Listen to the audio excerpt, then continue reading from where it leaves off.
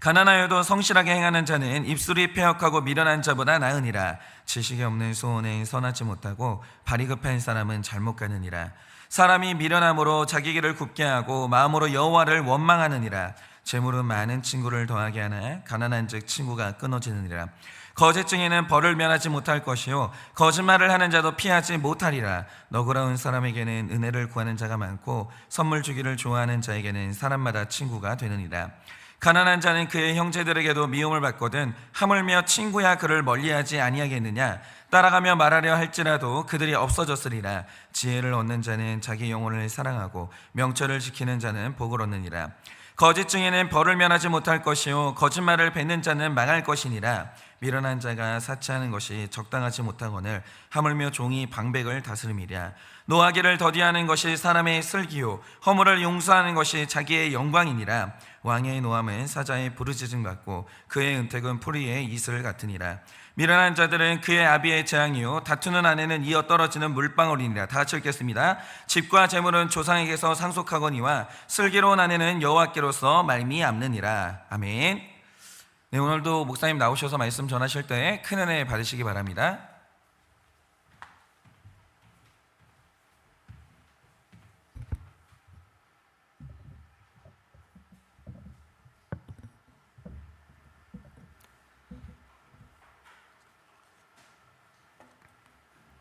할렐루야. 네, 오늘도 은혜 많이 받으시기 바랍니다.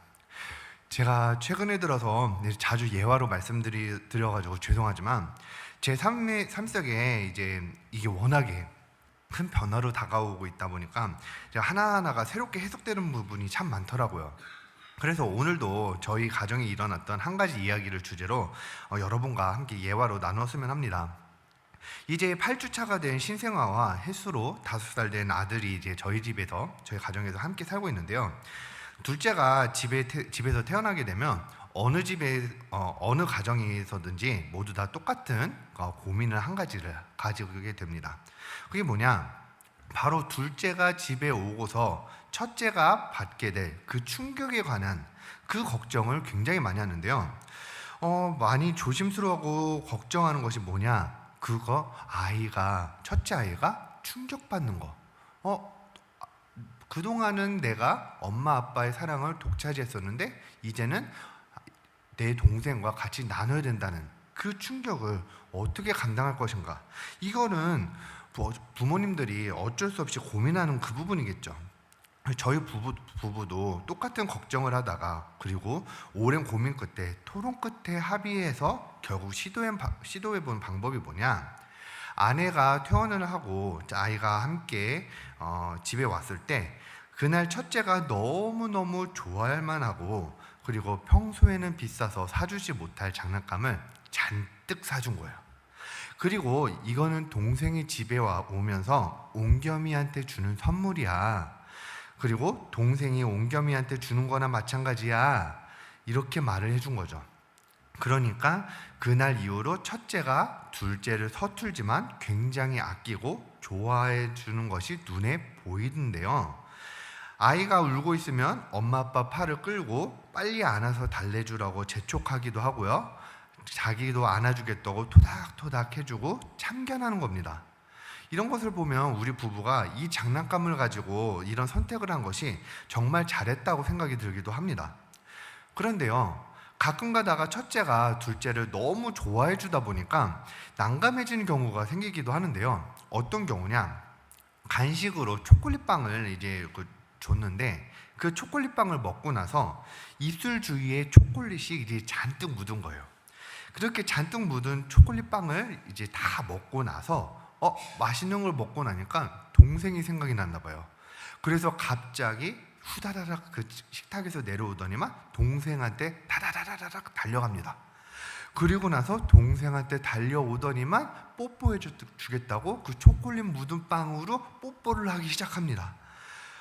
그리고 엄마 아빠가 모르는 새에 그 신생아의 입술에다가 그 입술과 볼에다가 뽀뽀를 계속 하고 있는 겁니다. 그래서 이게 저희 집에서만 일어나는 일인가 해가지고 다른 집의 경우도 한번 들어보니까요, 교회 비슷한 나이대의 아이도 누나가 동생한테 그렇게나 좋아한대요. 자나 깨나 매일매일 내 동생 이렇게 노래를 부른다라는 거예요. 그래서 어느 날 침대를 이제 봤는데요. 어찌나 동생을 좋아하던지 동생을 너무 좋아하다 못해가지고 신생아 위에 올라가가지고 신생아 위에서 아이가 앉아 있다라는 거예요. 너무 좋아하니까 침대 위에서 까르르 같이 함께 웃다가 뽀뽀도 해주고 그러다가 그 위에 앉아서 함께 그 까르르 하면서 안아주기도 하고 올라타서 같이 놀기도 했다라는 겁니다. 그래서 첫째들이 둘째를 보면서 시샘을 해도 문제가 되는데 반대로 너무 좋아해도 나름대로 걱정이 되기도 하는 겁니다. 그런데 후자의 경우는 그 문제의 원인을 우리가 깊이 생각해 볼 여지도 있다는 겁니다. 제가 아들한테 이러면 안 돼, 하지 마, 이렇게 훈육을 하고 왜 안 되는지 설명도 해주고 있지만요, 제가 이 부분에 대해서 곰곰이 생각을 하고 또 묵상을 하면 할수록 근본적인 이유는 이 아이의 행동이 위험한 줄 몰라서가 아니더라고요. 아직은 어린아이니까 모를 수는 있어요. 그럴 수는 있는데요. 그런데 본인이 지금 하고 있는 행동에 대해서 괜찮을지 부모님한테 물어보고 허락받을 생각을 전혀 생각조차 못하고 있는 거예요. 이게 문제더라고요. 그러면 이 4살, 5살이라는 이 나이대 아이들은 자신들의 행동으로 인해서 물건이 부셔지거나 고장날 수 있다는 것을 충분히 인지도 하고 자주 경험을 하고 있어요. 그래서 이걸 해결해주는 엄마 아빠의 말을 잘 들어야 한다는 것도 이미 머릿속에 굉장히 잘 인지하고 있다는 거죠. 그런데 내가 좋아하고 내가 마음 가는 대로 행동하고 싶어가지고 엄마 아빠한테 미리 물어보고 행동하는 것을 잘 안 하게 됩니다. 그러다가 이런 난감한 일들이 자주 일어나게 되는 건데요. 그런데요, 이렇게 물어보지 않고 자기 마음대로 또 마음 가는 대로 자기의 감정이 움직이는 대로 행동하는 4살, 5살 어린아이의 행동들이 과연 이 어린아이들한테만 나타나는 모습일까요? 과연 이 어린아이들한테만 해당하는 그런 모습일까요? 아니라는 겁니다. 우리 어른들한테도 나타나는 모습이라는 건데요. 그래서 이런 모습을 꾸짖는 것이 바로 오늘 말씀에서도 우리를 향해서 나오는 건데요. 오늘 본문 말씀 2절에서 3절 말씀을 다시 한번 읽어보겠습니다. 지식 없는 소원은 선하지 못하고 발이 급한 사람은 잘못 가느니라. 사람이 미련함으로 자기 길을 굽게 하고 마음으로 여호와를 원망하느니라. 지금 뭐라고 합니까? 지식 없는 소원은 선하지 못하래요. 그러니까 지식이 없이 바라는 것이 있으면 악하다라는 것처럼 들리는데요. 이거를 조금 더 자세히 보려고 하면요, 지금 다른 성경 버전의 다른 번역 성경도 지금 같이 대조하면서 봐야지 이해하기가 쉽습니다. 쉬운 성경 버전으로도 지금 2절, 3절을 다시 한번 보겠습니다. 지식 없는 열심은 위험하고 조급히 일을 처리하면 그르친다. 자기의 미련 때문에 망하고서도 마음으로 여호와를 원망한다. 개역개정에서는 안 보이던 단어가 하나 보이는데요, 바로 열심이라는 단어가 하나가 추가가 되었습니다. 그러니까 아무리 열심을 다해도 하나님을 향한 그 지식, 이 하나가 빠져버리면요, 이게 너무너무 위험하다는 거예요. 그러니까 이 지식이 없이 일을 진행한다는 것은 그 어떤 것을 의미하는 것일까요? 우리가 하나님을 향해서 하나님의 말씀을 모든 것을 통달하고 다 아는 것이 가능할까요? 이게 가능한 일일까요? 삶의 모든 것을 말씀으로 하나도 빠짐없이 모두 다 실수 없이 해석해 나가는 것이 가능한 일일까요? 그건 불가능한 일인 것입니다. 불가능해요. 그러면 지식 없는 열심이 위험하고 지식 없는 소원이 선하지 못한다는 것은 이건 대체 무슨 말이냐? 이건 무슨 의미냐? 바로 그 지식을 곧바로 보완해 줄 수 있는 우리에게 주신 최고의 선물이 있지 않습니까? 바로 공동체입니다. 공동체요. 여러분 바로 옆에 그 목장이 있는 겁니다. 여러분, 목장에 물어보셔야 되는 거예요. 지식이 최고라고 하는데요, 여러분, 그 지식을 다 통달할 수 없는데 그 통달할 수 없는 지혜를, 그 지식을 바로 보완할 수 있는 그 목장이 있고 공동체가 있는 겁니다. 여러분, 목장에 물어보셔야 하는 거예요. 목장에 물어보지 않고 무언가를 결정하고 진행한다는 거요, 그거 너무너무 위험한 거고요, 선하지 않는 거고, 그 선하지 않는 소원인 거예요. 목장에 물어보지 않고 무언가를 결정하는 거요, 그거 오늘 하나님께서 이런 자들을 향해서 이렇게 말씀하셔요. 조급히 일하는 자, 이렇게 일하시는데요, 이렇게 말씀하시는데요, 2절 마지막 말씀에서는 조급히 일을 처리하면 이를 그르친다고까지 말씀하십니다. 그리고 3절에 이어서 이렇게 목장에 물어보지 않고 자기가 원하는 대로 결정을 하고 진행을 하면 어떤 결말이 이어지는지 알려주시는데요, 여러분, 우리가 고민이 있는데 목장에 오픈을 못하는 경우가 있잖아요. 여러분, 왜 못하는지 여러분 대부분은 아시잖아요. 왜 못하겠어요? 오픈을 왜 못하겠습니까? 창피해서예요. 내 체면이 때문이에요? 에이, 그것도 1, 2주 만났을 때 그때부터 이야기죠. 서로 추하디 추한 죄고백을 몇 달씩 들어왔었는데 체면을 따지는 것보다 다른 이유가 있었을 겁니다. 정말 솔직한 내면의 소리를 들여다보면요, 왜 내 죄를 솔직하게 털어놓지 못하냐?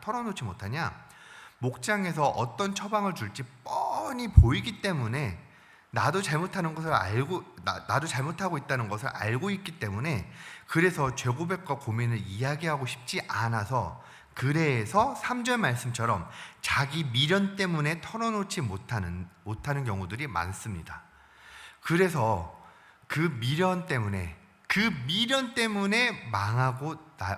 망하기 마련입니다. 그리고 그 미련 때문에 망하고 나면요, 공동체에 말하지 못한 나의 결정 때문에, 그래서 내가 고난을 당하는 수치와 그리고 고난을 겪고야 마는 겁니다. 그런데 그 사람들의 마음을 보면 하나님을 원망하고야 마는 겁니다. 이상하죠? 나의 미련 때문에 이 수치를 당하고 나의 미련 때문에 고난을 당하는 건데, 그 사람들의 마음에는 하나님을 원망하고 있어요. 기회가 있었거든요. 공동체에 고백만 하면 되는 거였는데 이상하게도 하나님을 원망해요. 그게 바로, 이런 모습이 바로 우리 인간들의 죄성인 겁니다. 여러분들, 우리들은 이러한 패턴의 연속이 끊어지지 않고 이어지고 있습니다.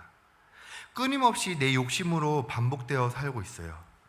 하나님을 아는 지식도 없이 그렇게 살아가고 있어요.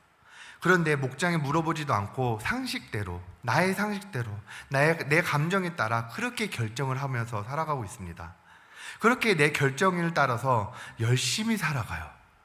그러다가 자기 미련으로 결정했던 것 때문에 이를 그르치게 되었음에도 회개하는 것이 아니라 하나님을 원망하게 돼요. 여러분, 그러면 우리가 이 패턴을 끊는 방법이 뭐겠습니까?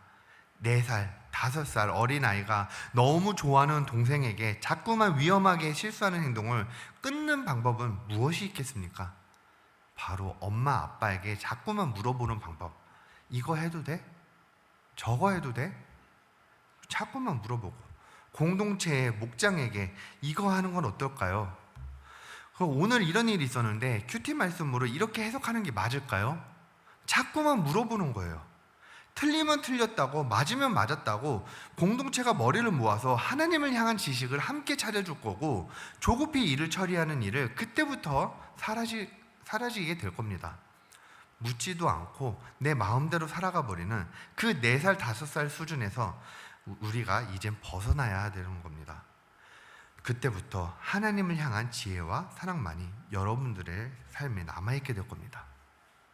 저도 이렇게 물어보는 게 습관이 안 되어 있기도 하고, 제 마음대로 결정을 하면서 살아가다가 인생의 손해를 본 사람 중에 하나인데요, 저는 그동안에 있던 사역지에서 사임을 하고 또 사역지를 옮길 때마다 이런 패턴들이 굉장히 비슷한 게 하나가 있었습니다.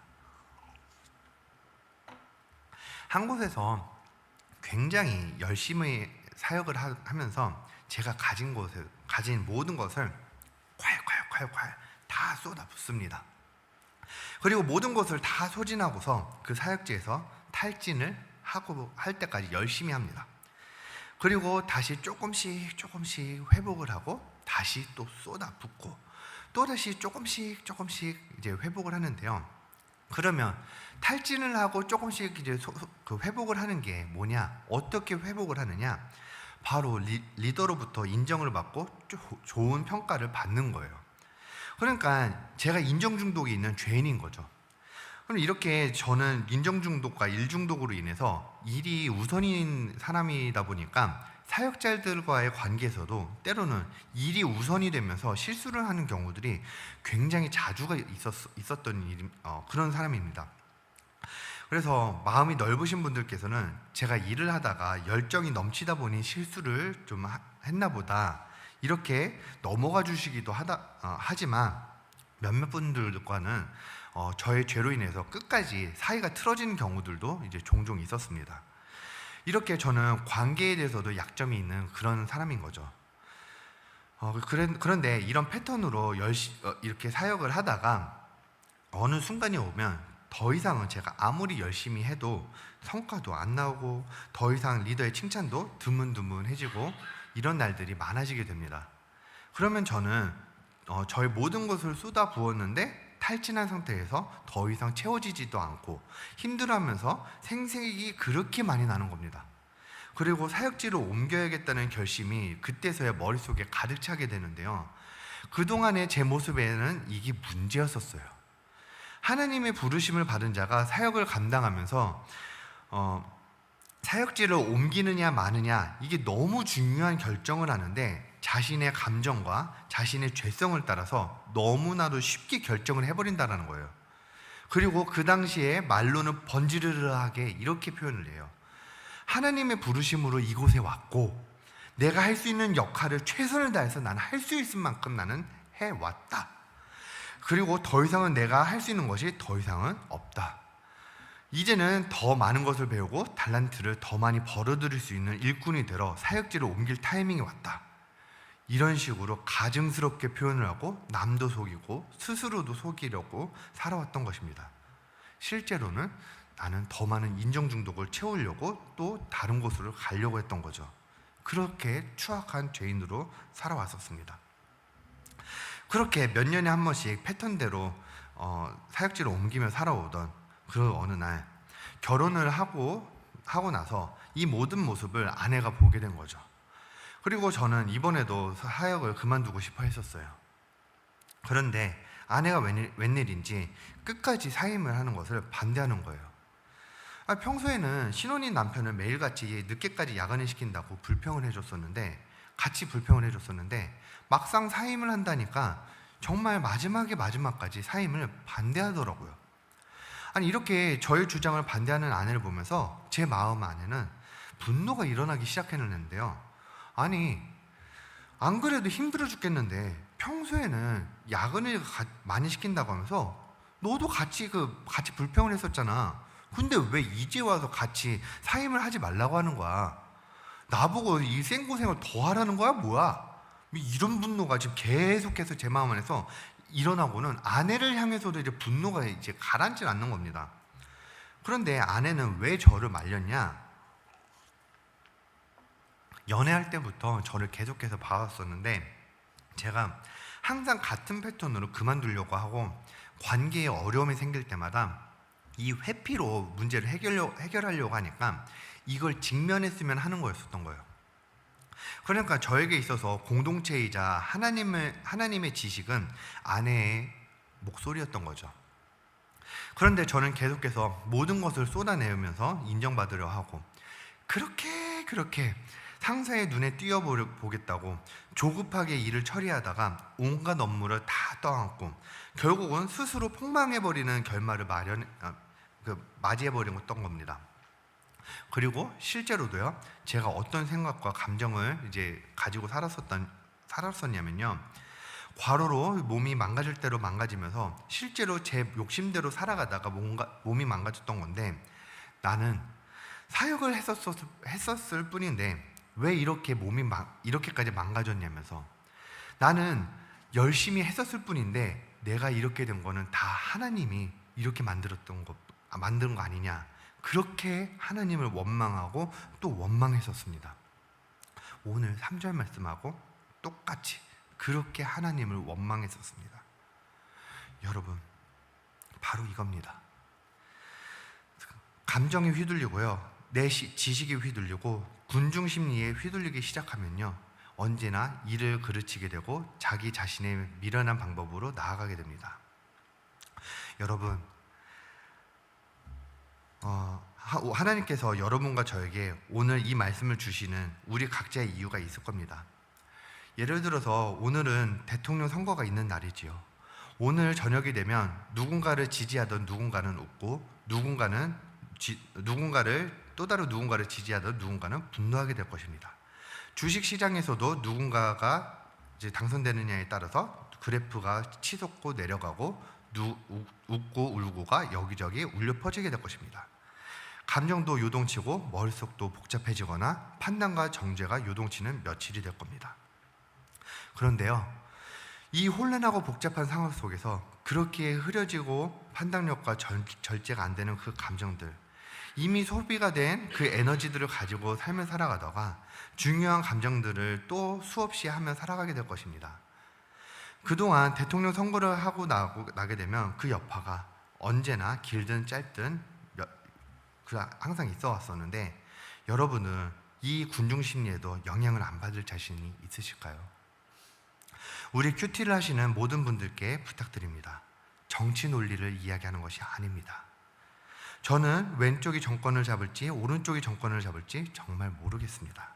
그러나 어떤 결과가 나오든 그 결과는 하나님이 허락하셨기 때문에 나올 수 있는 결과일 겁니다. 그러면 우리는 그 질서에 순종하면서 세상 사람들과 똑같이 군중심리에 흔들리지 마시기 바랍니다.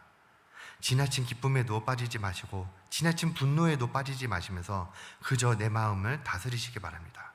그리고 오늘만큼은 아주 사소한 결정을 해야 할 때마다 아주 사소한 결정까지도 목장에서 함께 결정을 하시기 바랍니다. 당연스럽게 생각했던 그 상식과 지식이 아니라 한 번 더 공동체에 묻고, 하나님이 주신 공동체에 묻고 나아가 하나님을 향한 지식으로 나아가 말씀 안에서 지식이 있는 그 삶을 살아내시는 여러분들이 되시길 주님의 이름으로 축복합니다. 기도하고 축도함으로 예배를 마칩니다.